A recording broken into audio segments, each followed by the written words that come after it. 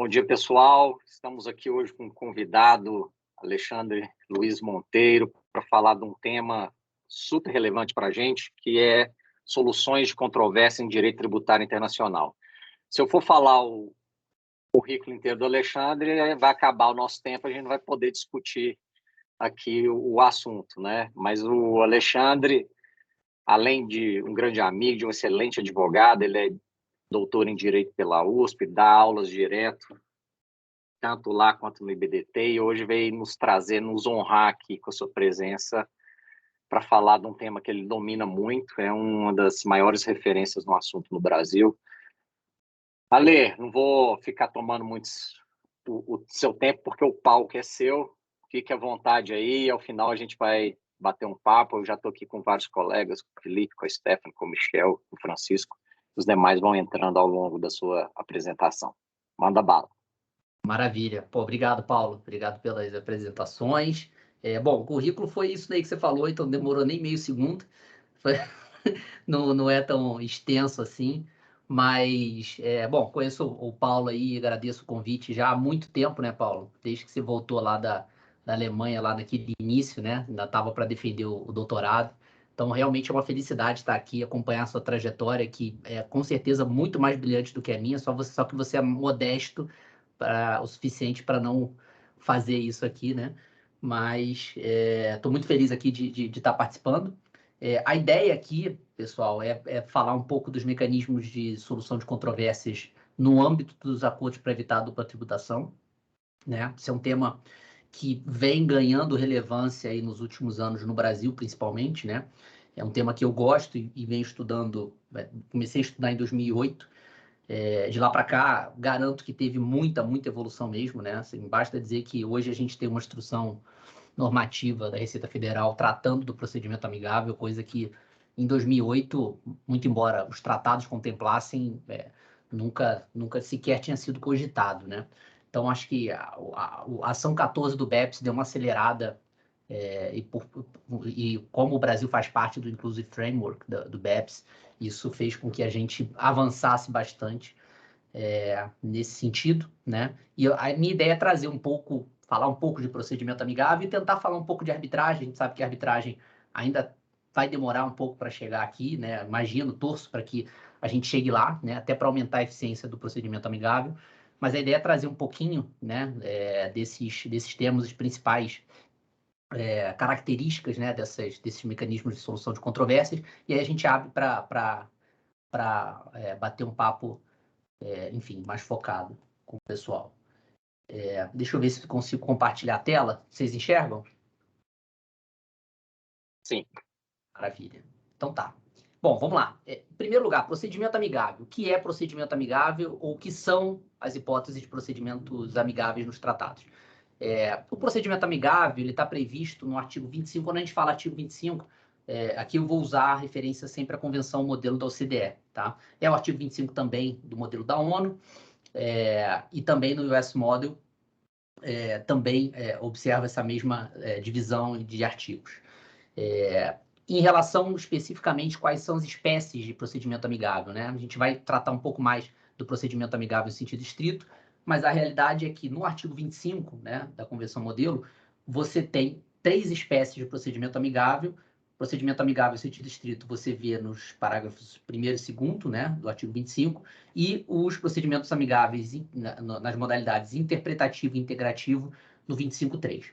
Então, começando pelo fim, né, começando pelos procedimentos amigáveis interpretativos e integrativos, eles estão lá previstos no artigo 25, parágrafo 3º, e basicamente, né, o texto da Convenção Modelo da OCDE dispõe que as autoridades competentes devem, né, se esforçar para, de comum acordo, né, estabelecer comunicações que visem a eliminar divergências de interpretação dos tratados, né? Então, quando a gente fala de interpretação, isso pode envolver não só o fenômeno que a gente entende como interpretação, mas também de qualificação dos tratados, que é justamente tentar encaixar a legislação interna dentro dos quadradinhos, né, dentro das caixinhas dos tratados, né, das hipóteses de divisão de competência previstas nos tratados, como a própria interpretação de determinado dispositivo do tratado, independentemente da legislação interna. Então, essa hipótese que está prevista no início do artigo 25.3, né?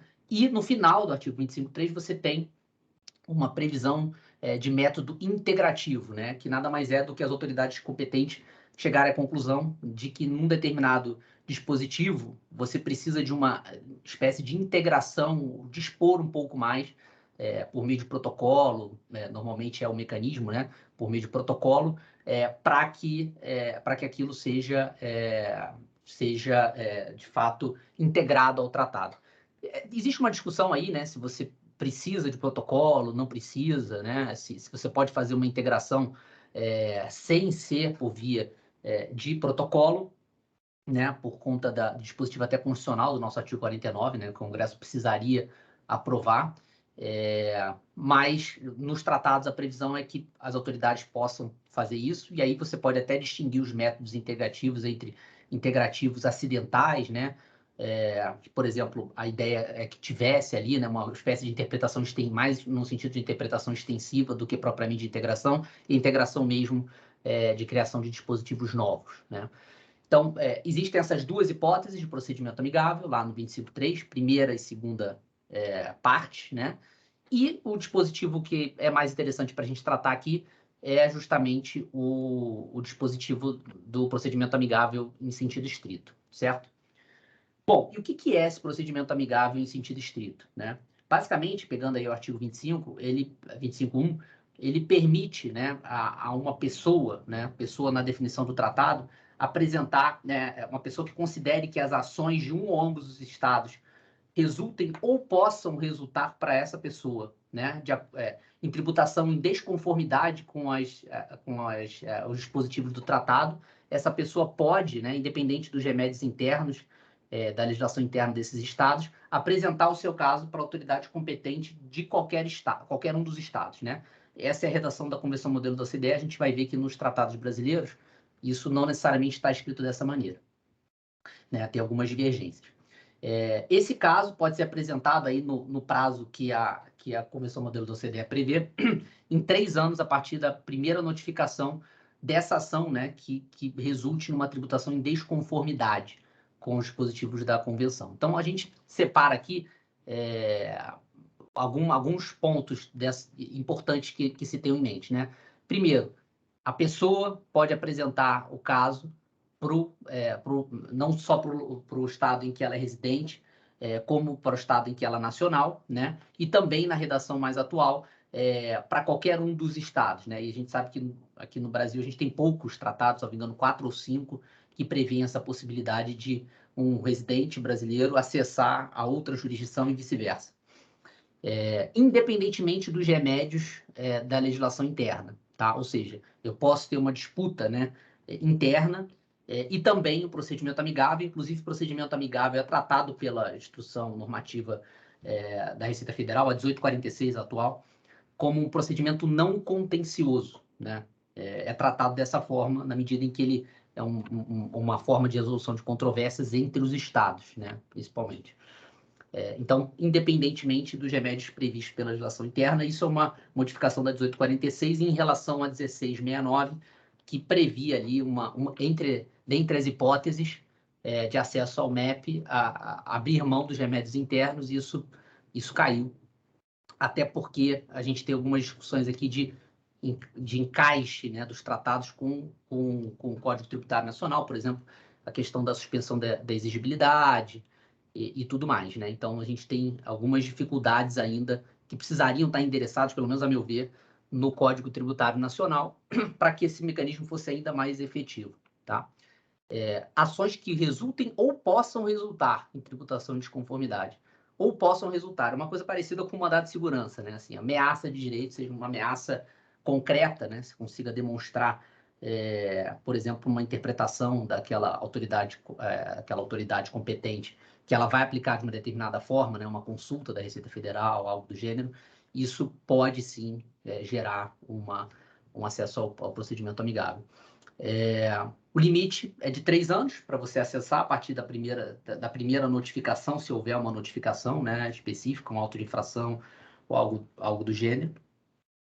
E aí, no artigo 25.2, você tem as fases, né, do procedimento amigável. O procedimento amigável, pelo 25.2, ele prevê uma fase unilateral, que é o Estado que recebe o pedido, ele analisa o pedido, se ele verificar que o pedido ele considerar que o pedido seja justificado, né, ele ou resolve unilateralmente, né, se ele conseguir resolver unilateralmente a questão, ele resolve unilateralmente. Se ele não conseguir resolver a questão unilateralmente, ele instaura o procedimento bilateral, que é justamente esse procedimento com a outra autoridade competente, né, do outro Estado, para que se chegue a uma solução que elimine essa contrariedade aos termos do tratado. E aí, no final do 25.2, existe uma previsão, que é uma previsão até que a nossa Receita Federal, nos monitoramentos, nos peer reviews, né, nos relatórios, justifica, né, que, enfim, que não pode observar, que é a previsão de que você deve implementar o procedimento amigável, independentemente de qualquer limite temporal previsto na legislação interna. O que a Receita Federal vem apresentando, né, que eu particularmente entendo como entendimento equivocado, na medida em que aqui a gente está falando de um dispositivo de tratado, né, se isso estivesse nos tratados brasileiros, e essa segunda parte, em geral, não está, não haveria que se falar em CTN com prazo de 5 anos, que é o que a Receita Federal fala. Na verdade, se tivesse uma previsão dessa no tratado, você estaria aí no âmbito do seu feixe de competências abrindo mão dessa parte da sua competência e admitindo que, uma vez instaurado o procedimento amigável, a solução dentro do procedimento amigável vai poder ser instaurada a qualquer momento, né? Mas fato é que existe essa resistência também, e essa resistência está escrita nos relatórios de peer review aí da ação 14 do BEPS, tá?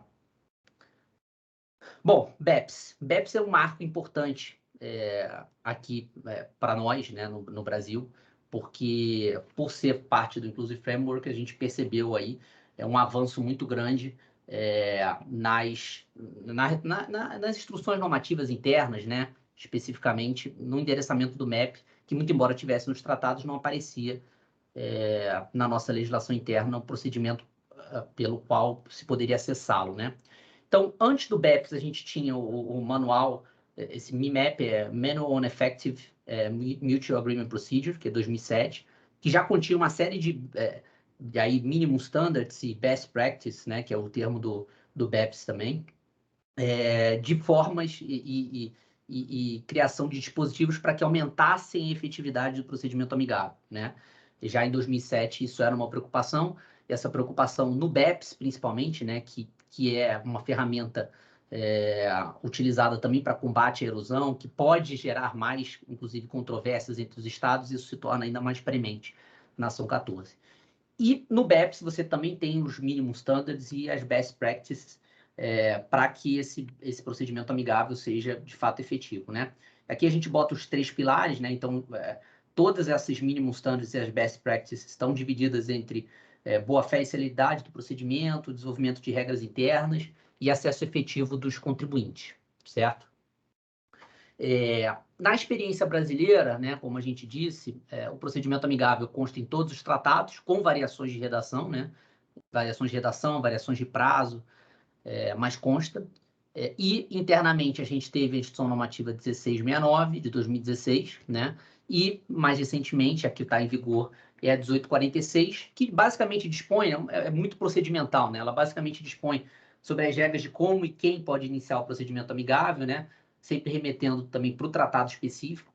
A possibilidade de você aditar um determinado pedido no âmbito do procedimento amigável, as regras para o início, né, como que vai se dar o início dessa segunda etapa, que é a etapa bilateral do procedimento amigável, e as regras para, de fato, a implementação desse procedimento amigável na legislação interna.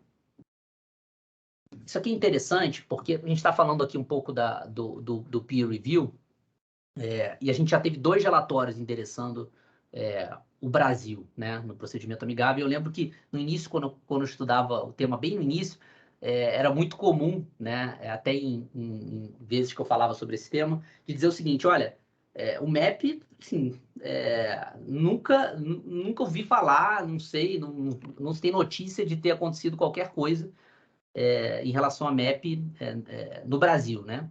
E a verdade é que hoje existe um pouco mais de dados, a gente sabe que ainda está muito aquém, né?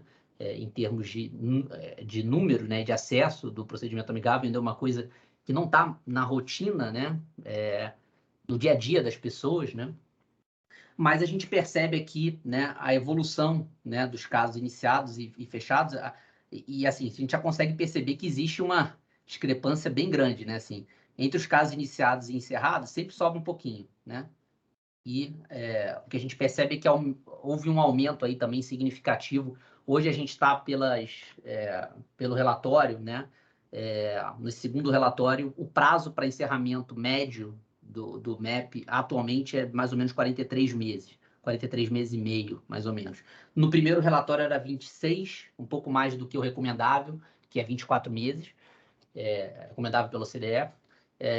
E a gente já está chegando nos 43 meses, né? Se a gente encaixa isso com a nossa regra prescricional lá do artigo 165 em diante, a gente verifica que muitas vezes isso não vai, o mecanismo de solução de controvérsias muitas vezes não vai ser efetivo o suficiente e a tempo, né? Se esse prazo, principalmente se esse prazo começar a descolar um pouco mais. Bom, aqui tem uma pizza, né? Dos tipos de solução, né, que foram dados nos casos encerrados. Aqui tem, por exemplo, a maior fatia é um resultado outro qualquer que não possa ser catalogado, então a gente não sabe exatamente qual tipo de resultado está aqui, então é uma coisa mais nebulosa. Existe essa parcela aqui em que o Estado brasileiro, por exemplo, considerou que o pedido do contribuinte não era justificável, né? Isso é uma preocupação, porque no relatório, muito embora o Brasil, né, apresente como justificativa o fato de que sempre informa outra autoridade contratante nos casos em que ele considera não justificado o pedido, os outros países não confirmaram essa informação.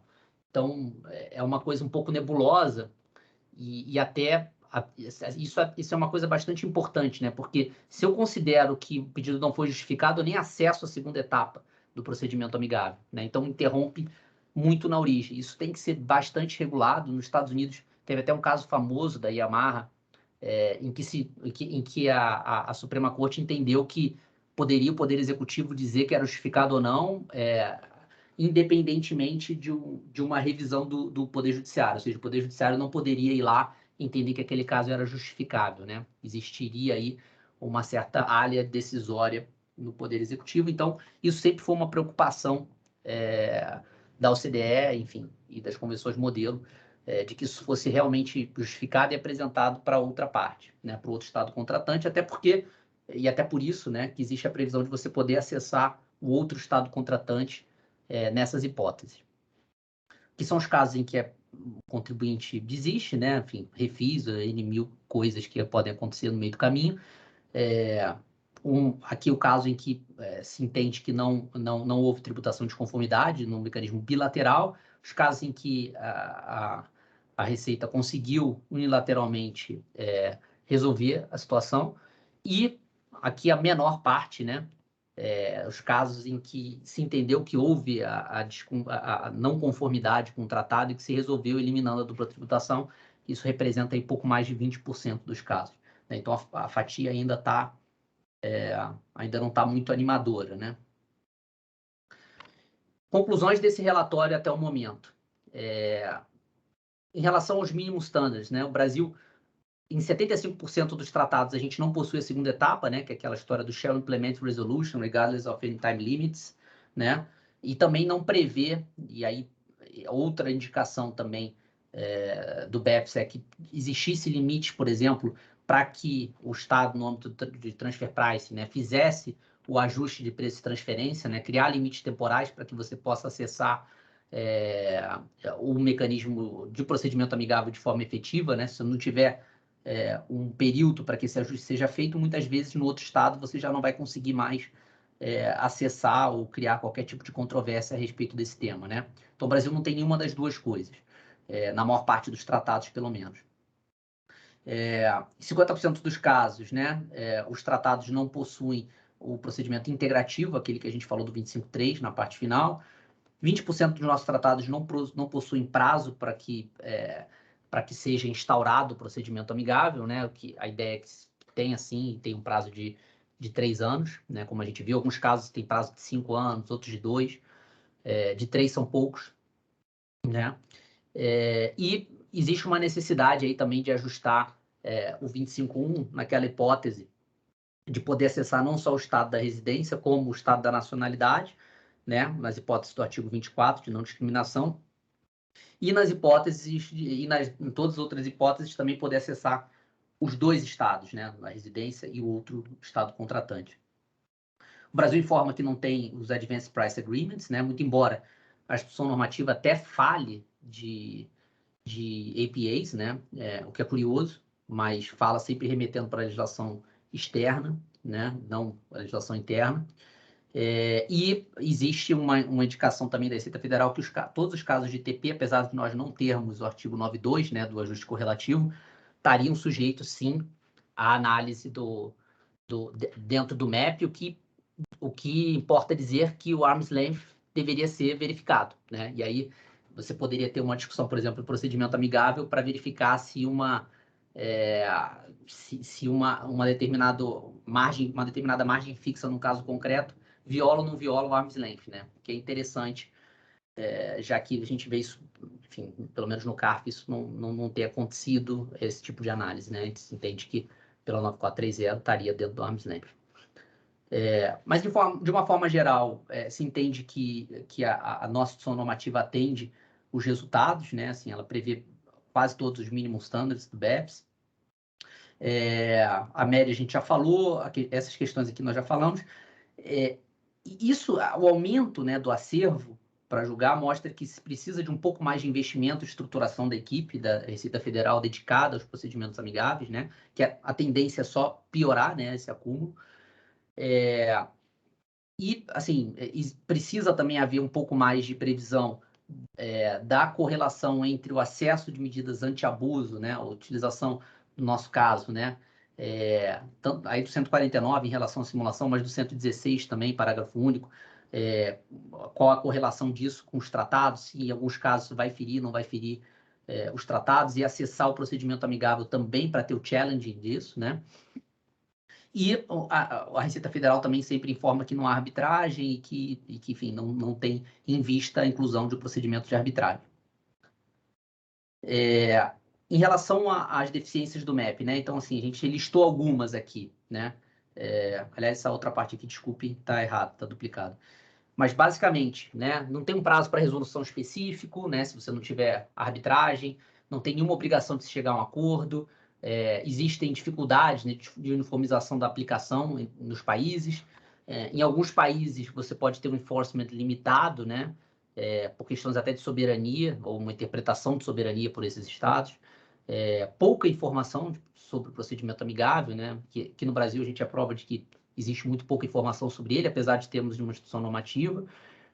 Pouca participação do contribuinte e alguns casos, né, isso era uma questão muito colocada, em que você instaurava um procedimento amigável e os estados faziam um acordão, né? Pegava assim, esses 2 você ganha, esses 3 eu ganho, que é o chamado package deals, né? O que não faz muito sentido, considerando que tem um contribuinte no meio ou contribuintes diferentes no meio do caminho, né? E uma outra deficiência, que acho que é uma deficiência importante para fins de Brasil, é que, como a gente falou, a gente precisaria ajustar, né, as normas gerais de direito tributário, principalmente ali no CTN, questão de suspensão de exigibilidade, a previsão de extinção do crédito tributário também, né, no 156, que não tem esse ajuste, mas me parece que seriam ajustes salutares para aumentar a eficiência do MEP no Brasil. Aí, para fechar, só para fechar, desculpa tomar muito tempo aí, Paulo. Aliás, se tiver estourado o tempo, você me fala, tá? Cara, o palco é seu, manda bala, a gente está se deliciando aqui com as suas explicações. Beleza, prometo que já vou encerrar. Vamos lá, arbitragem compulsória ou mandatória, né? O binding arbitration. Para começar essa história, né, no início da discussão da arbitragem, qual era o diagnóstico? O diagnóstico era: precisamos melhorar o procedimento amigável.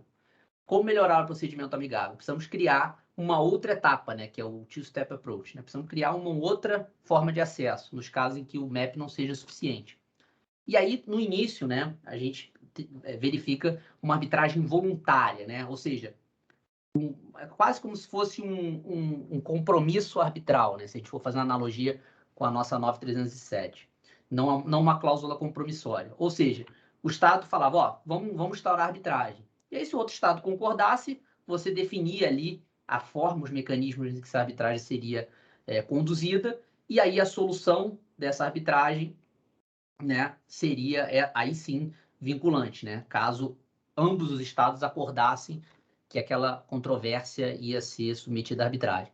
O que acontecia, normalmente? Como essa arbitragem ela já era depois do procedimento amigável, e os estados já tinham negociado muito e não chegado a consenso nenhum, eles também não chegavam a consenso em relação à introdução da arbitragem naquela disputa, né? Então, na prática, o que a gente verifica, e aí a gente, no caso do tratado antigo, né, anterior, de 84, dos Estados Unidos com o México, isso fica muito claro porque tem falas do Senado, de senador americano, dizendo o seguinte, olha, a gente precisa melhorar, precisa caminhar para uma arbitragem mais mandatória, porque a arbitragem voluntária nunca, jamais foi utilizada, porque nunca se chegou a um acordo, né? Sempre um ou outro estado tem o poder de veto em relação a isso. E aí, enfim, a arbitragem mandatória ela foi ganhando forma em convenções, né, e depois nos tratados específicos. A primeira convenção importante, né, que é uma convenção de transfer pricing da União Europeia, é a Arbitration Convention, né, e que dispunha ali de um mecanismo de binding arbitration, com os países apresentando listas de árbitros e tudo mais, para a resolução de controvérsias envolvendo transfer pricing, né? Porque se entendia que o transfer pricing afetava outras questões de direito comunitário, né? Como liberdade de estabelecimento, enfim, entre outras. E essa foi uma primeira experiência. O primeiro caso foi um caso da Electrolux, que gerou uma série de melhorias, né? E criou-se até procedimentos específicos ali na convenção de arbitragem para que fosse efetivamente a arbitragem, né? Para que ela, de fato, pudesse ser utilizada sem problemas práticos. Depois veio a convenção modelo da OCDE, aí no modelo de 2008, né, introduziu a arbitragem mandatória no 25.5, né, no parágrafo 5. Um pouco depois, 2011, salvo engano, a convenção modelo da ONU, que previu duas redações diferentes de artigo 25, uma com arbitragem e outra sem, né, por não haver um consenso muito grande em relação a questões envolvendo alguns países, né, em relação à soberania, né. E o US Model, na versão de 16, e até os tratados americanos anteriores, né, evoluíram muito, né. Eu diria que o mais evoluído hoje, em termos de redação de cláusula arbitral, é o US Model, que já endereçou todas as dificuldades que verificou nos últimos anos. Em 2016, tem uma redação bem exaustiva, né, de questões envolvendo arbitragem, envolvendo independência de árbitro, envolvendo uma série de coisas que hoje, nas redações das demais convenções modelos, você não tem, né? Mas, basicamente, o que é essa arbitragem mandatória? Ela dentro desse espírito do two-step approach, ela é ancilar ao procedimento amigável. Então, você iniciou o procedimento amigável naquele prazo lá de 3 anos, que é o prazo do OCDE. Se depois de 2 anos de instaurado o procedimento amigável não se chega a nenhuma conclusão, não se resolve a controvérsia, o contribuinte, no caso do modelo da OCDE, pode requerer a instauração da arbitragem, né?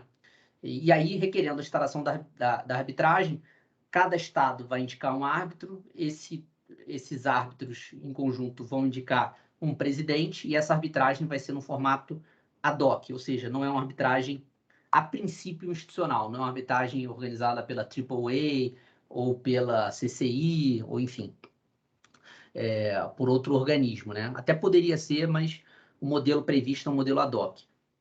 Anexo à convenção modelo, né, ao anexo à convenção modelo, você tem uma cartilha, né, que vai prever ali as regras básicas que os estados, no início, né, da instalação do procedimento de arbitragem, vão definir quais são as regras específicas daquilo, mas já existe um modelo anexo à convenção, modelo nos comentários da OCDE, que é o Simple Mutual Agreement, de regras em relação à escolha de árbitro, ao direito aplicável, enfim, direito como soft law também, em alguns casos até como hard law, os comentários da OCDE, outras regras internacionais, Convenção de Viena, etc., e as regras até internas, né, nos casos de remissão à legislação interna. E em relação ao procedimento, você tem basicamente duas fórmulas de procedimento arbitral, né, de arbitragem. Uma é o chamado Baseball Arbitration e a outra é o Independent Opinion, né? O que é o Baseball Arbitration? O Baseball Arbitration é o seguinte, é um modelo de arbitragem que cada estado contratante vai apresentar a solução que entende adequada com os seus fundamentos, né? Então, eu entendo, assim, isso foi pensado até muito para questões de preço de transferência. Então, eu entendo que meu preço é arm's length, ou o preço arm's length é esse, por tais e quais motivos, os paralelos estão esses aqui e tal. Outro estado vai fazer a mesma coisa, e o que o painel arbitral vai decidir é qual das duas soluções é a mais adequada. E ele só pode escolher uma das duas. Por que Baseball Arbitration? Porque esse era um modelo de solução de controvérsias no âmbito da liga de beisebol, né? Entre os sindicatos dos jogadores com dos empregadores. O modelo de arbitragem lá na Major League Baseball era esse modelo, e por isso o nome Baseball Arbitration. Esse é o modelo basal, digamos assim, né? Tanto a OCDE como a ONU indicam como primeira alternativa o Baseball Arbitration, porque entendem que é mais célere. O Independent Opinion começou na OCDE como principal e hoje é o acessório, né? E é o modelo de arbitragem tal como conhecemos, né? De livre convencimento motivado por conta dos árbitros, né? Aliás, o motivado é uma especificidade, digamos, que seria uma especificidade brasileira, mas não necessariamente motivado, né? Existe também hipóteses em alguns estados em que não se exige, por exemplo, que a uma solução seja dada uma motivação específica, né? O que eu não imagino que seria algo que encaixaria na legislação brasileira, né? Até porque uma das causas de anulação de sentença arbitral é justamente ferir questões de ordem pública e aí, enfim, a motivação poderia ser entendida ali pelo 93.9 da Constituição como uma questão de ordem pública. Mas, enfim, é um modelo que a gente conhece, é mais usual. A sentença arbitral, normalmente, é aí 150 dias, né, da eleição do árbitro, ou 60 dias da última resposta, né, no âmbito do procedimento arbitral. Normalmente é isso, ou, desculpa, 150 dias do início da instauração ou 365 dias da indicação do presidente, né? Bom, enfim, e o resultado dessa arbitragem, né? O resultado dessa arbitragem é que é obrigatória a sua aplicação. Aí não estou falando da Convenção Modelo da OCDE, na Convenção da ONU, os estados podem chegar a um acordo diferente em 6 meses, mas na Convenção da OCDE é obrigatória a aplicação do resultado da arbitragem, desde que o contribuinte aceite o resultado. Isso é alvo um pouco de crítica, né? Porque, em teoria, o melhor cenário seria que você tivesse a resolução, com o resultado da arbitragem como obrigatório, independentemente até da aceitação do contribuinte. Se chegou a essa formatação por entender que o contribuinte não tem, apesar de ser juridicamente interessado, ele não tem tanto acesso à solução de controvérsia com a solução, uma controvérsia entre estados, né? Então, para o contribuinte não ter o seu direito de defesa violado, né, o do process of law, se entendeu que o contribuinte precisaria aceitar o resultado expressamente, tá? E aplicação igual no procedimento amigável deveria ser independente de quaisquer prazos prescricionais locais. Isso, enfim, tem uma correlação com o que a gente discutiu aí do ponto da nossa Receita Federal e do CTN. Pontos para debate que ficam, né? Assim, o que a gente verifica muito comum, né? Até colocado como as dificuldades da arbitragem, seja no âmbito doméstico ou no âmbito dos tratados, né? No âmbito dos tratados, você fala um pouco de soberania, né? Ou seja, você ter uma resolução por arbitragem violaria a soberania dos estados, né? ou você entende a soberania hoje como um feixe de competências, e você está, da mesma forma em que você abriu mão desse feixe de competência de soberania externa para criar a delimitação de regras de competência no tratado, você também pode convencionar a forma pela qual eventual conflito de competências vai ser solucionado, né? Então, esse é um primeiro ponto. Segundo ponto, questão da inafastabilidade da jurisdição pelo Poder Judiciário, né? Acho que esse tema no Brasil, desde a aplicação de sentença estrangeira lá, número 5.206, se entende que o direito de ir ao judiciário inclui o direito de não ir, e desde que o contribuinte, nesse caso, principalmente sendo ele obrigado a aceitar o resultado, né, isso não violaria a jurisdição do contribuinte, né, especificamente, que é quem é afetado pelas hipóteses do artigo 5º, né, principalmente. Indisponibilidade do interesse público, também já é uma matéria bastante, pelo menos a meu ver, discutida no âmbito dos tribunais superiores, que é aquela discussão entre interesse público primário e interesse público secundário, né, interesse, digamos, da Fazenda Nacional, em que, na verdade, o que é indisponível mesmo é o interesse público primário, né? O interesse público secundário é naturalmente disponível porque são os recursos utilizados para atender o interesse público primário, né? Então, existe essa nuance aí também que poderia ser aplicável. Questão da arbitrabilidade subjetiva. Pode um Estado participar de arbitragem? Isso também já está bem reconhecido no âmbito internacional e até no âmbito interno, né? Os Estados podem, Estados e, enfim, entidades governamentais participam de arbitragem. Isso já há muito tempo é consagrado na nossa jurisprudência, inclusive. Inclusive, no âmbito internacional, a gente percebe que existe arbitragem em matéria tributária, né? Se a gente olhar Mercosul, então tem casos de IPI aí envolvendo carne bovina, com a Argentina, enfim, pneus, uma série de outras coisas em que alguns tributos aí, digamos, indiretos, né, na definição, que não é a melhor definição acadêmica, mas pensando nos tributos sobre consumo, você já tem a prova de que existe arbitragem em matéria tributária no âmbito internacional. E questão de renúncia fiscal, enfim, também foi colocado, mas não se trataria de renúncia fiscal, né? Na verdade, é só um mecanismo de solução de controvérsias em relação àquele feixe de competências que foi delimitado no âmbito dos tratados. Então, acho que foi mais ou menos isso, Paulo. Tentei fazer um resumão aí. Desculpa ter tomado muito tempo, mas, enfim, fica à vontade aí, podemos abrir para debate, como você achar melhor. Obrigado, Alexandre. Cara, muito esclarecedor. A gente conseguiu ver de forma geral como é que acontece no mundo, visão do Brasil, quais são os problemas. Eu vou deixar aqui a palavra aberta para os meus colegas para fazer perguntas. Mas só te comentar que eu tive o prazer e, ao mesmo tempo, o desprazer de ajudar um cliente em um. Oh, que beleza. E nem então, foi no conversar. Brasil. Nem foi no Brasil. Foi do ponto de vista da Itália. Mas eu já tinha falado que, ok, o Brasil agora tem, vamos dizer, alguma estrutura legislativa para possibilitar, mas o efeito prático, a execuibilidade disso depois, infelizmente, a gente não vai conseguir. Mas ele quis, de qualquer forma, mostrar e tentar e demonstrar, inclusive, para o fisco italiano que ele fez de tudo para resolver. E não foi uma questão de transfer pricing brasileiro, mas de dedutibilidade de royalties, que lá fora é transfer pricing, aqui a gente não tem, né? Então, assim, o resultado ainda não aconteceu, não houve sequer resposta ao questionamento. Isso já tem 2 anos. Então, só para deixar registrado já aí. passou o prazo, digamos, recomendável para que se encerre, né? Você ainda está na etapa inicial. E aí até a gente tem que considerar quem trabalha com isso dentro da Receita é gente muito capaz, muito bem preparada, mas é muito pouca gente. Esse é o número 1.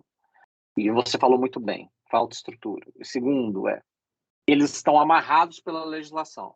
Então não é que eles não querem resolver, eles não podem resolver. Então, a gente precisa dar também a estrutura legislativa que eles necessitam.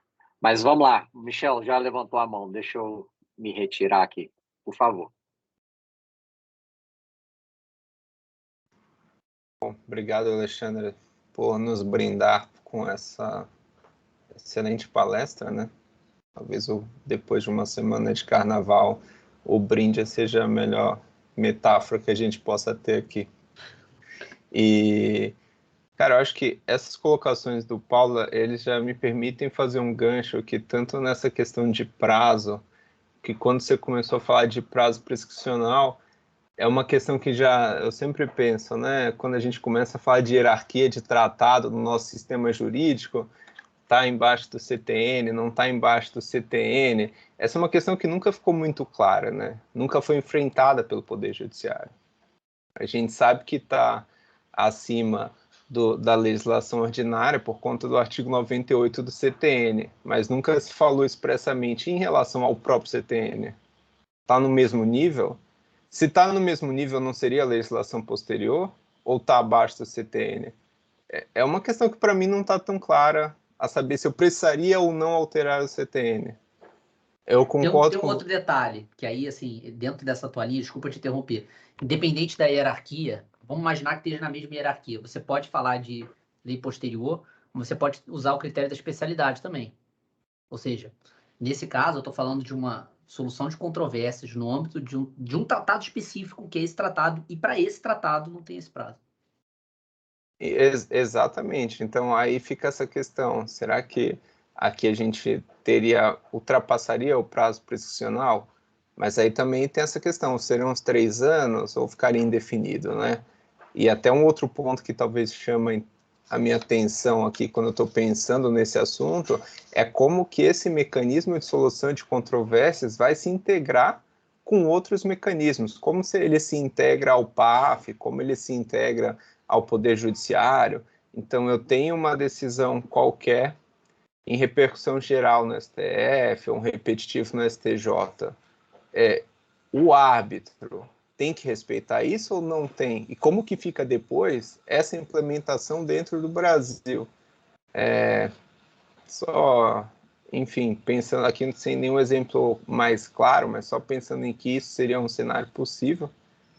E até depois pensando também na própria questão da integração com o PAF, né? Qual é o grau de publicidade dessas decisões em arbitragem? Eu preciso esperar que isso seja publicizado no Brasil via solução de consulta? Ou qual o efeito dele dentro da Receita Federal em relação à vinculação?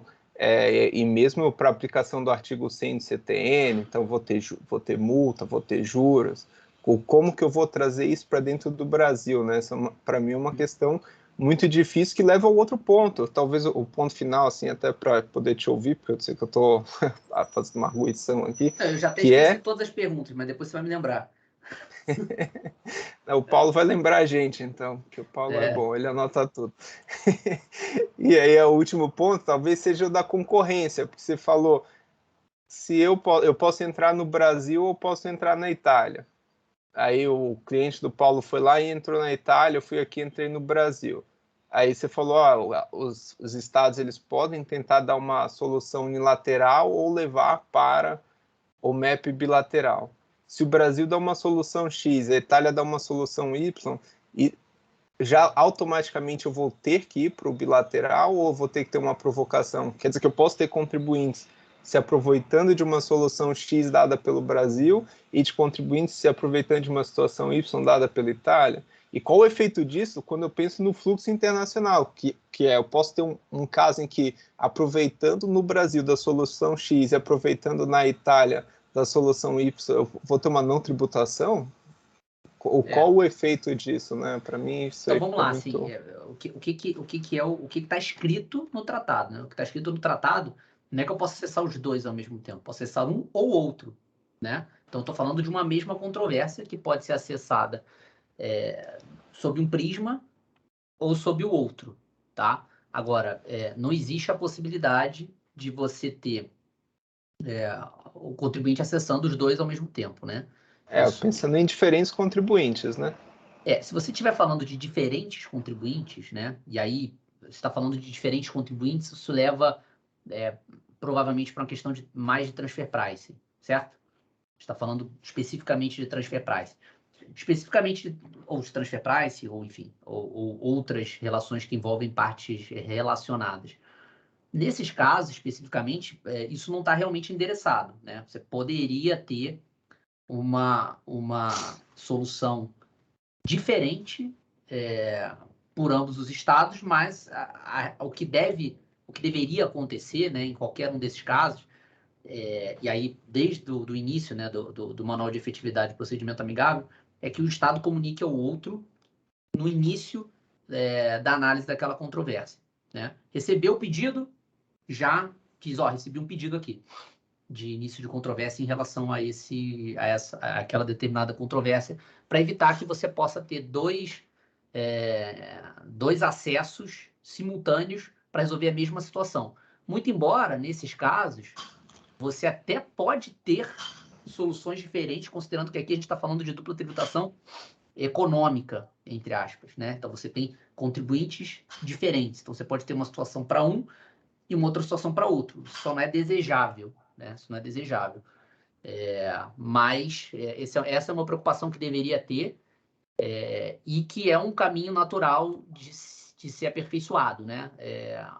A partir do momento em que isso é mais utilizado. A gente vê que nos relatórios do Brasil se percebe que essas notificações, né, iniciais às autoridades brasileiras, pelo menos nos relatórios, o que se mostra é que existe alguma divergência entre se houve a comunicação ou não em alguns casos, né? Então, você pode criar nesses mecanismos práticos ali algum gatilho para ter alguma confusão nessas questões. No caso específico do Brasil, a gente ainda precisa até evoluir na própria redação do 25.1, né? Que é justamente permitir esse acesso aos dois estados. A maior parte dos tratados não contém nem a redação anterior a essa, que era a redação que permitia ao residente acessar o estado de sua residência, ou o nacional também poder acessar o estado de sua nacionalidade, mas não falava de ambos os estados, né? Tem algumas redações que, inclusive, nem tem essa hipótese do nacional. Alguns tratados são muito antigos, só o residente acessa o estado da sua residência. Então, a gente ainda precisa também evoluir nos próprios minimum standards, né, do BEPS em relação a essa questão. Vamos lá, em relação à integração com a legislação interna, integração com relação ao CTN. Cara, eu concordo com você. Essa é uma das preocupações que eu também tive, né, pensando muito sobre esse tema. Tem muitas coisas que precisam ser adaptadas no CTN, né? Eu falei duas que são fundamentais. Então, a suspensão da exigibilidade dentro daquela disputa deveria ter uma hipótese no 151. E não tem lá e não tem no tratado, obviamente, né? Não seria matéria específica do tratado, né? Então, até poderia ser, mas assim, o correto seria que no CTN a gente tivesse isso endereçado para garantir uma segurança jurídica dentro do procedimento, né? Na medida em que, se eu acesso aquele procedimento específico e deixo o assunto correr e não carrego uma outra disputa, né, internamente, o prazo vai, sim, com essa análise aí, com esse tempo que está sendo demorado para decidir, esse prazo muitas vezes vai superar o prazo que eu teria para, de fato, correr atrás, né, dentro do meu prazo prescricional interno, aplicação no 65, etc. E aí vai tornar inócuo o dispositivo. A outra alternativa é eu acessar as duas coisas, né? Então, eu vou brigar no judiciário e vou brigar lá. Aí você precisa de uma outra coisa, tá? E como é que eu verifico, no caso concreto, uma eventual contrariedade dessas duas discussões aqui? Eu posso desistir dessa daqui e aplicar essa?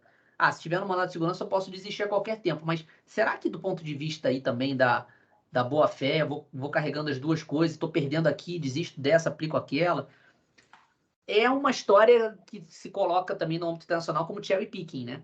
O correto seria você dizer o seguinte: beleza, acessou aqui, irrespective dos remédios internos, mas suspende aqui, né? Prejudicialidade externa.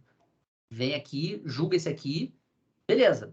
Se esse aqui julgar e você não aplicar, de repente você volta a correr lá, mas aí você desistiu de aplicar esse aqui e foi lá. É um cherry picking mais menor, né? Você não fica correndo com os dois ao mesmo tempo, né? Então, essas hipóteses também de prejudicialidade externa não estão muito bem estabelecidas. Questão da implementação, você colocou bem. Tá, vai extinguir o crédito tributário, enfim, eu vou conseguir implementar a decisão aí no caso do MEP, mas cadê, como hipótese de extinção, isso? Vai ser, qual vai ser a modelagem que eu vou fazer isso? Eu vou estabelecer isso depois dentro de uma transação, por exemplo? Vou ter que trazer isso para dentro de uma transação, uma aplicação automática de um acordo, no âmbito dos estados, no âmbito da Receita, no caso, né? Isso também não tá muito claro, né? Essa forma de implementação não é tão clara assim. Enfim, em relação à arbitragem é mais nebuloso ainda, né? Assim, mas em relação à arbitragem até tem uma solução. Em relação à arbitragem, para mim, o resultado da arbitragem, se você entender aquilo como, de fato, um procedimento arbitral, processo arbitral, aquela sentença arbitral, né? Se for categorizado dessa forma, você teria acesso à Convenção de Nova York, que na redação brasileira não é só para arbitragens comerciais, né?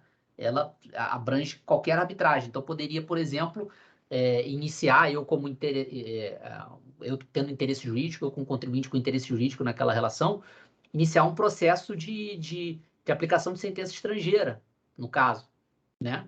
Uma homologação de sentença estrangeira, que é o procedimento no STJ. Poderia fazer isso. É o que eu entendo que poderia ser feito. Foi o que eu defendi, né? Na época lá que eu defendi a tese. Mas isso é muito nebuloso também. É muito nebuloso. Vai ser dessa forma? Não vai? Porque eu acho que você precisaria dar ao contribuinte, que é a parte juridicamente interessada, a ferramenta de aplicar, né? No caso da arbitragem seria essa. E no caso do procedimento amigável? Não é. Não necessariamente, né? Então, isso é uma questão também para ser resolvida. Eventual discussão com, sei lá, com repercussão geral, repetitivo, etc. Aí vai depender de qual é a natureza que você vai dar para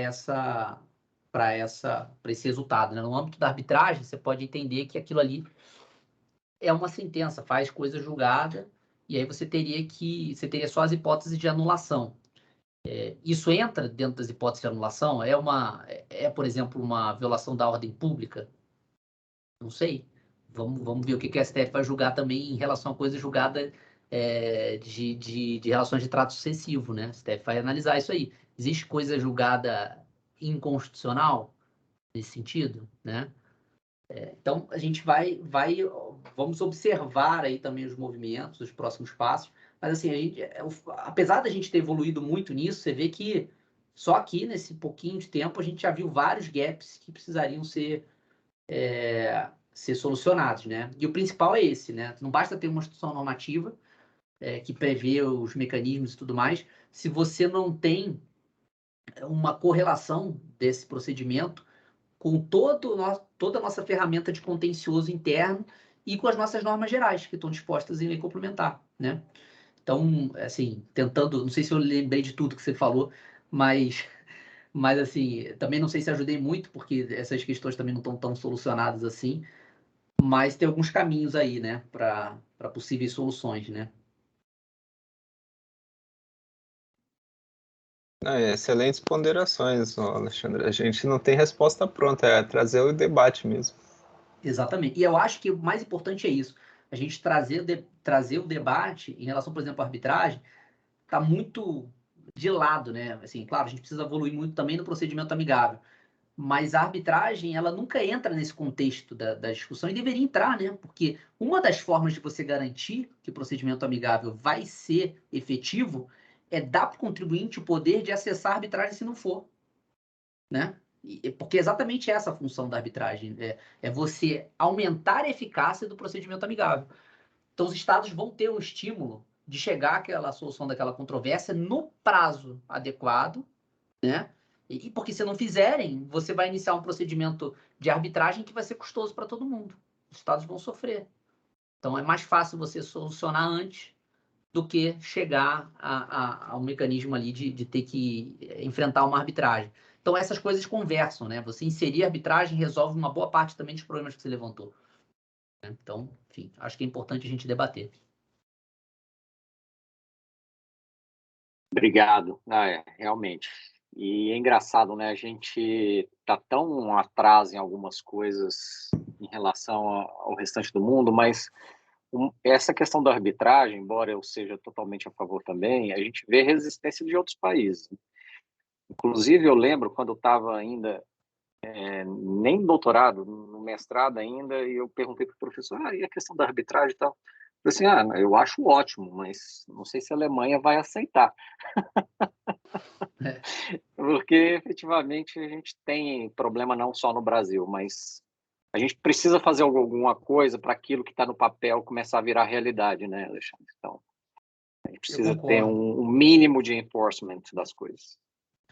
Existe também uma percepção de que os países com mais experiência na arbitragem vão subjugar os que têm menos.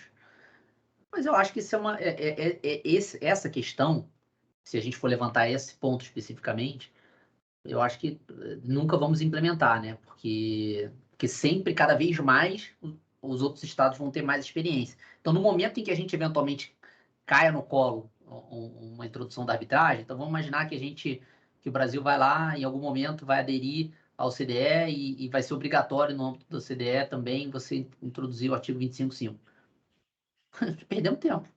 Então, ficamos mais para trás ainda, entendeu? Então, acho que essas coisas, assim, a longo prazo, se esse mecanismo vai ser implementado em algum momento, eu imagino que sim, que a tendência é que isso cresça, é importante que a gente comece a ter as ferramentas para, como país, né, acessar isso de forma também adequada à preservação dos interesses do próprio país, né, também.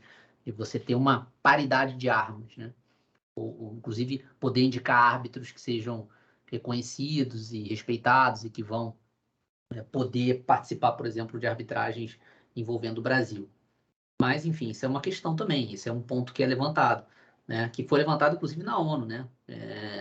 Era uma das preocupações, principalmente dos estados de menor poder econômico. Né? Perfeito. Carol, por favor. Alexandre, parabéns, foi super esclarecedor, eu não conhecia esse assunto, Obrigado, foi bem didática a sua apresentação. Agora, só um ponto, assim, do que foi levantado, que você acabou de falar de jurisdição, né, o país que tem mais experiência, que está mais adiantado nessa transação e arbitragem em matéria tributária, ele seria sempre, a decisão dele seria a primeira a se impor, né? Será que se não tivesse uma norma nesses tratados disciplinando qual é a jurisdição competente para que a decisão daquele país seja o final, não sei se seria você pode criar, sabe o que você isso. pode fazer? Sim, eu entendi perfeitamente seu ponto.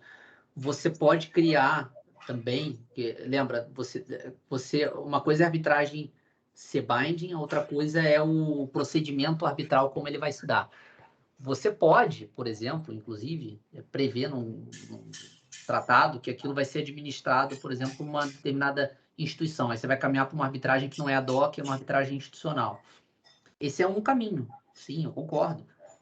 O outro caminho é você ter, como tem na Convenção Europeia, listas de árbitros escolhidos, né? Então, assim, esse ponto que eu coloquei é muito mais uma preocupação dos países do que necessariamente uma realidade, né? Eu até entendo que no Baseball Arbitration, se você vai apresentar os position papers, né? Você vai apresentar a sua solução e o tribunal arbitral vai escolher. Se você não tem nenhuma experiência com aquilo, você pode sair atrás. Concorda? Então, é importante que se crie essa experiência ou até que você crie, por exemplo, no Brasil, te fala, bom, legal, a arbitragem aqui, a gente entende que não quero Baseball Arbitration é muito específico, tem vários países que têm tem esse know-how, já fizeram várias vezes, mas aqui a gente nunca fez, então para a gente quer que nos nossos tratados a arbitragem seja independent opinion, que é você eleger os árbitros, apresenta suas razões, o árbitro decide, fundamenta. É outro caminho. Eu até acho que, até defendo que isso seria mais adequado. para a gente, né? Brasil. Para não ficar tão atrás, né? Eu pelo menos imagino, porque assim, se vão escolher a solução mais adequada, né? A mais razoável, você precisa ter um pouco de tato e de cancha de caso mesmo, para você saber até... Porque no final do dia isso é uma técnica, né? Você não vai apresentar tudo que você quer, você tem que apresentar o meio do caminho. Se você apresentar tudo que você quer, todas as suas argumentações, provavelmente vai ficar uma coisa muito desequilibrada. O cara fala, essa daqui não faz sentido nenhum, vou nessa. Então, tem um pouco disso, né? De você ter também uma experiência com outros painéis arbitrais, com jurisprudência mais consolidada, com formas de apresentação desses position papers. Então, talvez para a gente o ideal fosse começar com uma independent opinion, e aí depois, se for o caso, evoluir para uma baseball arbitration. Tá, legal. Fala, Chicão. E aí?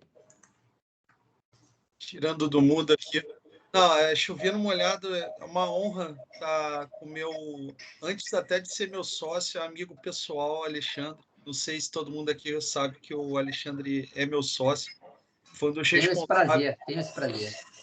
Foi um dos responsáveis pela minha vinda para o escritório Bocater também. Então, enfim, é sempre uma grande alegria estar vendo meu sócio brilhar num evento como esse. Então, já deixo aqui também meus parabéns públicos. E agora eu queria trazer uma reflexão também para a gente bater um papo. Porque a questão da arbitragem, como eu enxergo, e aí um pouco de experiência que eu tenho, até porque aqui no Brasil a gente não tem muitos procedimentos arbitrais, está muito relacionado com o seguinte, no meio de uma disputa entre duas nações soberanas, né? E o contribuinte ele é sempre o lado mais prejudicado da história, porque, como você bem relatou na tua explicação, não existe nenhum compromisso. Existe uma meta temporal de se terminar o procedimento arbitral num prazo razoável e todas aquelas questões de, até certo ponto, de conflitos com as legislações internas que podem prejudicar um resultado satisfatório. E eu acho que isso está muito ligado também à mentalidade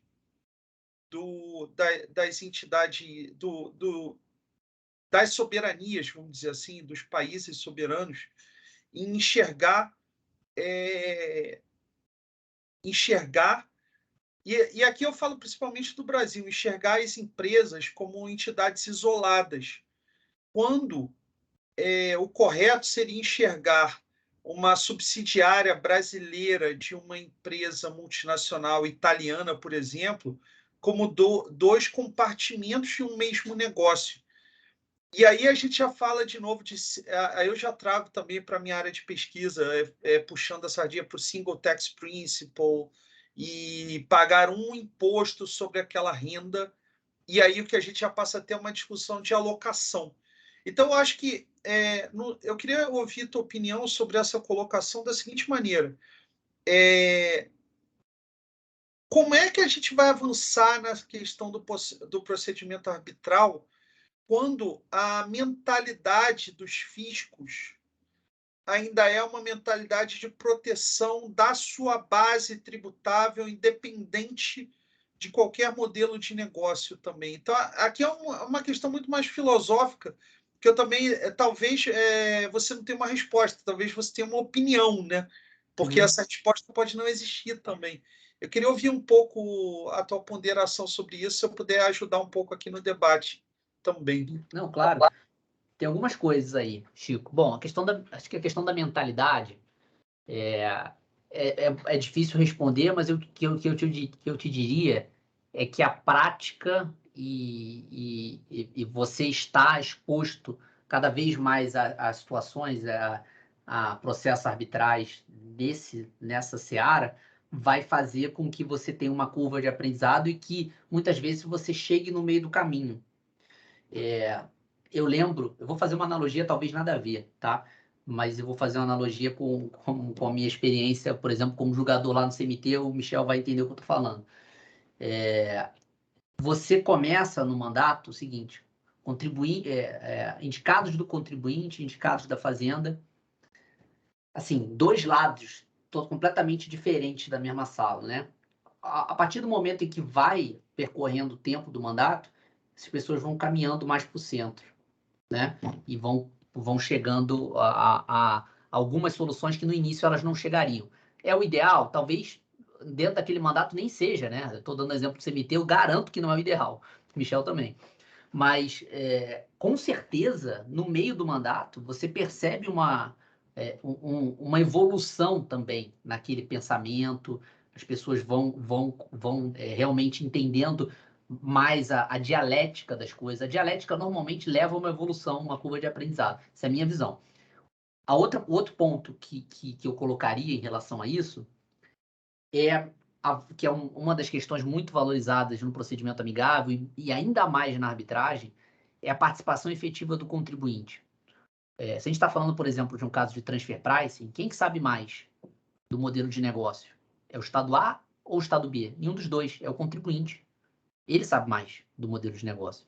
Então, quanto mais o contribuinte participa, apresentando suas razões, apresentando as fundamentações disso ou daquilo, dando algumas diretrizes, isso faz com que os estados consigam, pelo menos, se aproximar mais concretamente do problema e não fica uma coisa isolada, que era um dos problemas, como a gente falou, do MEP, né, que era os package deals, né? Se o contribuinte não serve para nada, só estou pensando em arrecadação, 5 milhões para você, 5 milhões para mim, tá tudo certo, né? Esses aqui você ganha, esse eu ganho, e não importa quem está no meio.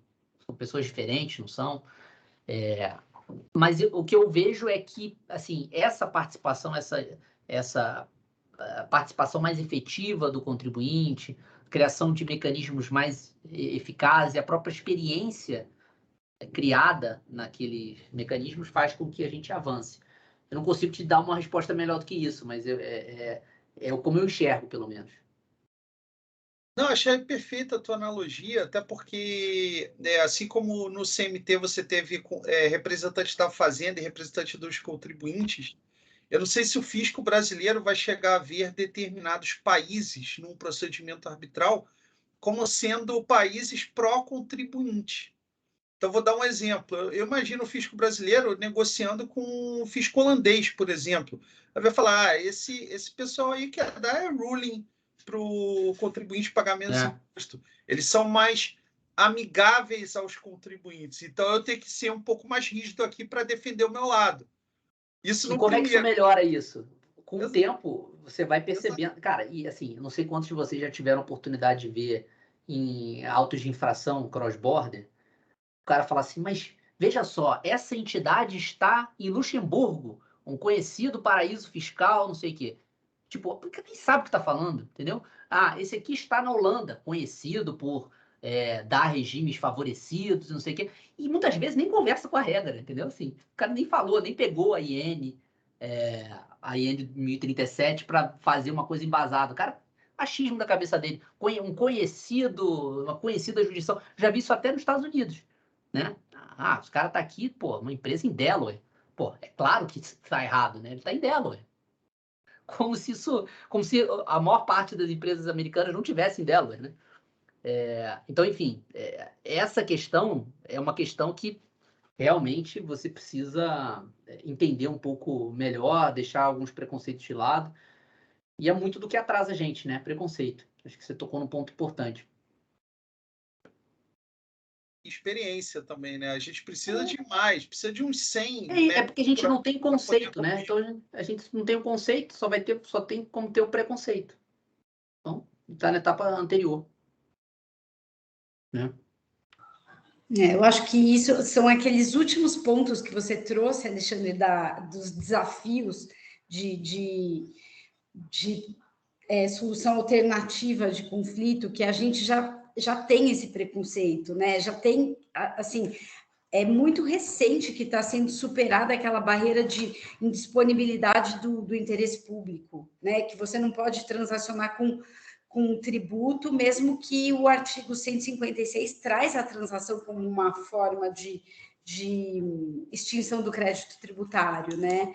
Então, isso é muito recente. A gente acabou de estar superando essa primeira barreira, né? Então, acho que tem tanto preconceito ainda para ser vencido, até a gente amadurecer um pouco essa ideia.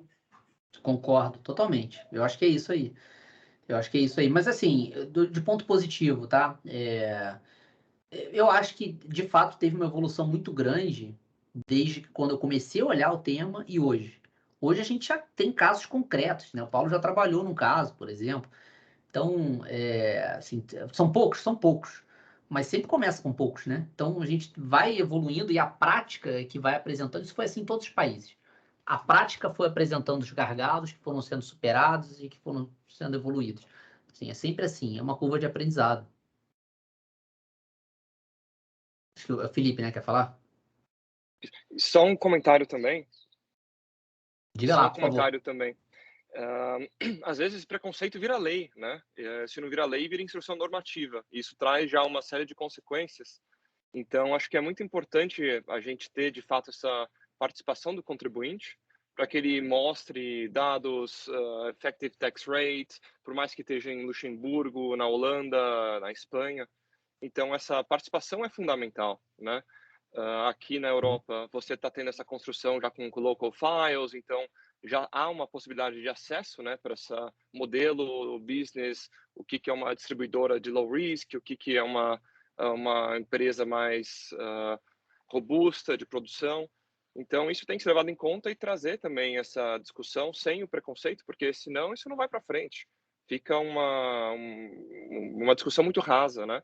E aquilo, vai para lá, 5 e 5 e segue o jogo, né? Então, eu não sei como é que isso vai ser com experiência. Tem bastante gente do fisco vindo para a Europa, tem uma série de treinamentos, tem bastante contato com o CDE. Então, acho que isso é vital para a gente conseguir ter uma tributação um pouco mais justa, assim, né? Se é que dá para ter uma tributação justa. Então, isso no âmbito do BEPS, o pessoal chama de Global Awareness, né? E é exatamente isso. Você precisa ter as receitas federais, as autoridades fiscais, em contato, em exposição com essas relações cross-border, né, cara? A gente está num mundo de economia digital, pô. Então, assim, não faz nenhum sentido a gente ficar ainda amarrado em conceitos muito antigos, né? Então, precisa, de fato, ter uma modernização. E eu acho, assim, olhando o ponto positivo da história, que eu acho que a gente, de fato, está evoluindo, tá? Então, eu acho que é um caminho. Primeiro, a gente precisa arrumar o MAP bonitinho, estamos melhorando. Já estamos na segunda instituição normativa, significa que a gente já corrigiu algumas das coisas que estavam na primeira. E isso acho que é um caminho, assim, é um caminho que vai acabar acontecendo. O diagnóstico é que, de fato, a gente precisa de mais investimentos, né, nisso. Enfim, e aí a gente enfrenta outras barreiras fiscais, né, de saber quanto que é possível de ser alocado, enfim, que é cobertor curto, né? Você tira vai botar aqui, vai tirar de algum lugar. Então, precisa... Isso tudo, assim, está mapeado e a tendência é que isso tenha uma evolução. Esse segundo relatório é o que eles chamam de Stage 2, que o primeiro é o relatório mesmo, é o report. O segundo é o monitoramento, que vai vindo de 2 em 2 anos, você vai monitorando para ver se os pontos do primeiro vão tendo alguma evolução. O diagnóstico ali é que teve algumas evoluções, o Estado brasileiro, e foi confirmado por outros estados, entrou em negociação já para fazer algumas emendas e protocolos em tratados para colocar mais ferramentas e atingir mais os minimum standards. Então, assim, a tendência é que isso a médio prazo e tudo mais aconteça, né? Lembrando que a ideia do Brasil é fazer todas essas soluções com mecanismo bilateral, né? E não no acordão, né? No ação 15. Gente, nós estamos chegando ao final aqui, agradecer todo mundo pelas excelentes perguntas, mas principalmente ao Alexandre por ter dado essa aula para a gente aqui. Eu que Acabando agradeço. aqui, Alexandre, nós vamos fazer o upload do vídeo no site, no canal da GV, vai estar com acesso para todo mundo assistir, reassistir.